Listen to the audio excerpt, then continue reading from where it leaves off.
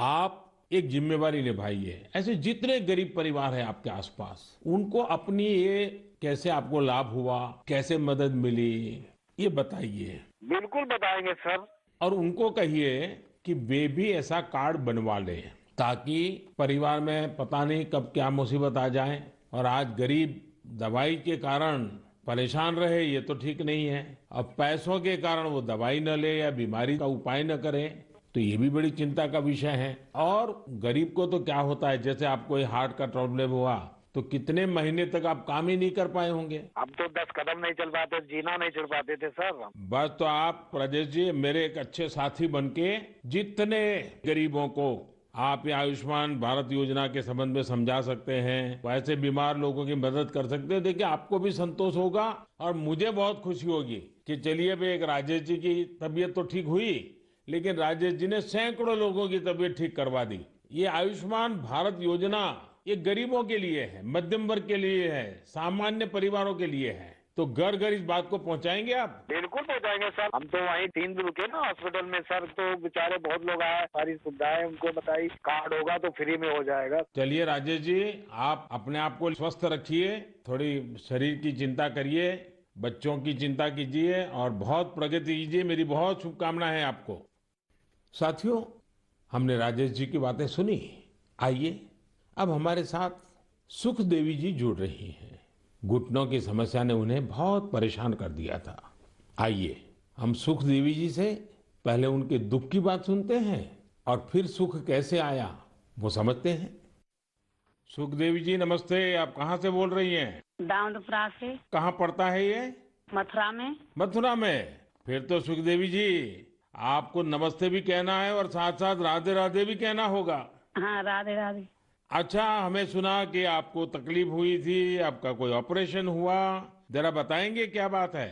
हाँ, मेरा घुटना खराब हो गया था, तो ऑपरेशन हुआ है मेरा प्रयाग हॉस्पिटल में। आपकी आयु कितनी है सुखदेवी जी? उम्र 40 साल। 40 साल और सुखदेव नाम, और सुखदेवी को बीमारी हो गई? बीमारी तो मुझे 15-16 साल से लग गई। अरे बाप रे, इतनी छोटी आयु में घुटने आपके खराब हो गए?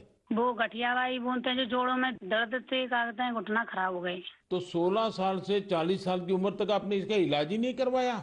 नहीं करवाया था। दर्द की दवाई खाते रहे, छोटे मोटे डॉक्टरों ने कहते, देसी दवाई है, वैसी दवाई है, थैला छाप डॉक्टरों ने कहते, उनसे घुटना चलवे पे ही खराब हो गई। 1-2 किलोमीटर पैदल चली मैं तो घुटना खराब हो गई मेरी। तो सुखदेव जी ऑपरेशन का विचार कैसे आया, उसके पैसों का क्या प्रबंध किया, कैसे बना ये सब? मैंने वो आयुष्मान कार्ड से इलाज करवाया है तो मैंने। आपको आयुष्मान कार्ड मिल गया था? हाँ। और आयुष्मान कार्ड से गरीबों को मुफ्त में उपचार होता है, पता था? स्कूल में मीटिंग हो रही थी, माँ से हमारे पति को पता चला तो कार्ड बनवाया मेरे नाम से। हाँ। फिर इलाज करवाया कार्ड से और मैंने कोई पैसा नहीं लगाया, कार्ड से ये इलाज हुआ है मेरा, खूब बढ़िया इलाज हो गया है। अच्छा, डॉक्टर ने पहले अगर कार्ड न होता तो कितना खर्चा बताते थे? 2.5 लाख रुपए, 3 लाख रुपए। 6-7 साल से पड़ी हूँ खाट में। ये कहती थी ये भगवान मुझे ले ले, तो मुझे नहीं जीना। 6-7 साल से खाट में थी? बाप रे बाप। हाँ। ओहो। बिल्कुल उठा बैठा नहीं जाते, बच्चे बैठाते। तो अभी आपका घुटना पहले से अच्छा हुआ है? मैं खूब घूमती हूँ, फिरती हूँ, किचन का काम करती हूँ, घर का काम करती हूँ, बच्चन को खाना बना के देती हूँ। तो मतलब आयुष्मान भारत का कार्ड आपको सचमुच में आयुष्मान बना दिया। बहुत बहुत धन्यवाद। आपकी योजना की वजह से ठीक हो गई, अपने पैरन पर खड़ी हो गई। तब तो बच्चों को भी आनंद आता होगा। हाँ जी, बच्चों को तो बहुत भी परेशानी होती थी, अब माँ परेशान है तो बच्चा भी परेशान है। देखिए, हमारे जीवन में सबसे बड़ा सुख हमारा स्वास्थ्य ही होता है। ये सुखी जीवन सबको मिले, यही आयुष्मान भारत की भावना है।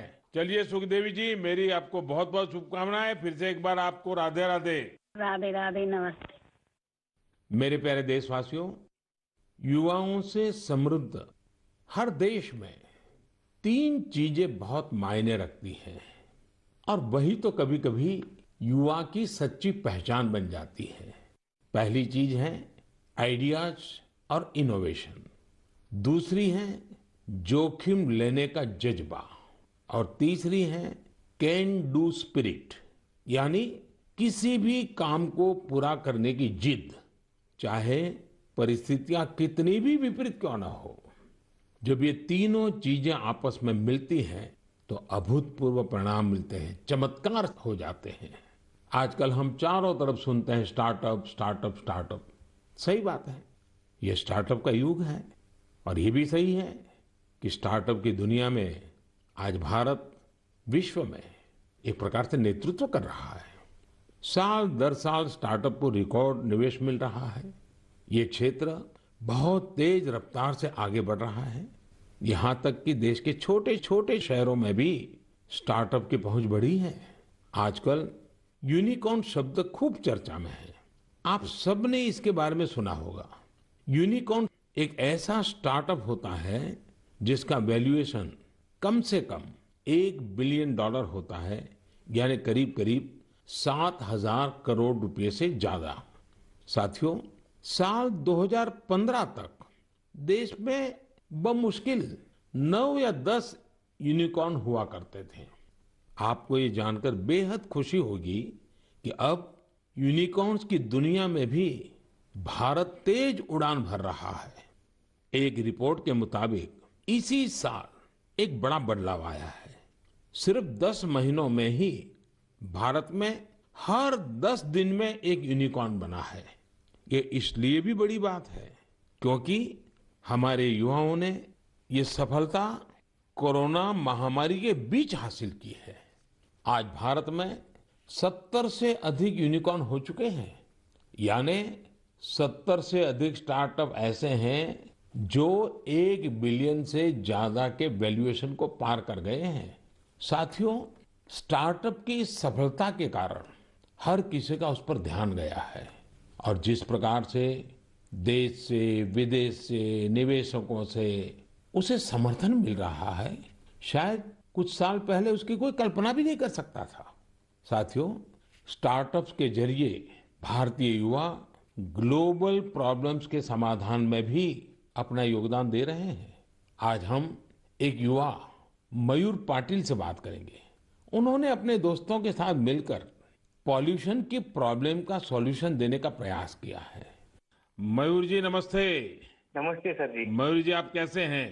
बस बढ़िया सर, आप कैसे हो? मैं बहुत प्रसन्न हूँ। अच्छा, मुझे बताइए कि आज आप कुछ स्टार्टअप की दुनिया में हैं। हाँ जी। और वेस्ट में से बेस्ट भी कर रहे हैं। हाँ जी। एनवायरनमेंट का भी कर रहे हैं। थोड़ा मुझे अपने बारे में बताइए, कि काम के बारे में बताइए और इस काम के पीछे आपको विचार कहाँ से आया? तो जब कॉलेज में था तभी मेरे पास मोटरसाइकिल था जिसका माइलेज बहुत कम था और एमिशन बहुत ज्यादा था। वो 2 स्ट्रोक मोटरसाइकिल था। तो एमिशन कम करने के लिए और उसका माइलेज थोड़ा बढ़ाने के लिए मैंने कोशिश चालू किया था कुछ 2011-12 में, और उसका मैंने करीब करीब 62 किलोमीटर पर लीटर तक माइलेज बढ़ा दिया था। तो वहां से मुझे ये प्रेरणा मिली कि कुछ ऐसा चीज बनाए जो मास प्रोडक्शन कर सकते हैं, तो बाकी बहुत सारे लोगों को उसका फायदा होगा। तो 2017-18 में हम लोगों ने उसका टेक्नोलॉजी डेवलप किया और रीजनल ट्रांसपोर्ट कॉर्पोरेशन में हम लोगों ने 10 बसेस में वो यूज किया उसका रिजल्ट चेक करने के लिए,